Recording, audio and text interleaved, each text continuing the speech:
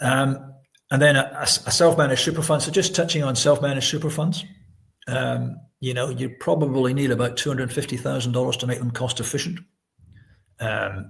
Self-managed super fund, one of the big benefits is it gives you a fair amount of control over what you want to invest in.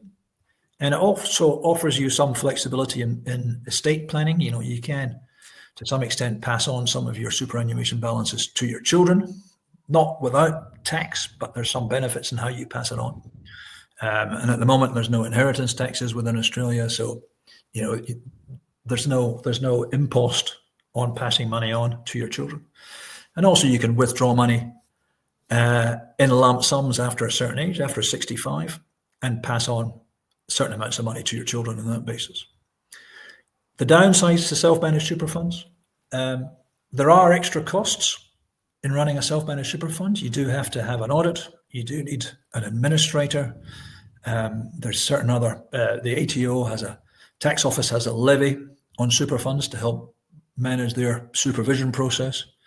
The one that most people forget is it takes a little bit of time to do it. You can't just sort of set up a self-managed super fund and then ignore it and go and play golf all day. You do have to spend a little bit of time doing some of the paperwork. You do need to think about your investments and whether you've got the right investment strategy. You can outsource that to an advisor if you want to. You can use a tax agent to help you do a lot of stuff, but those do add to the costs. But at some point, you do have to spend some time thinking about your self-managed super fund, because you are required to fill in certain documents and update certain documents every year. So you can't just ignore it.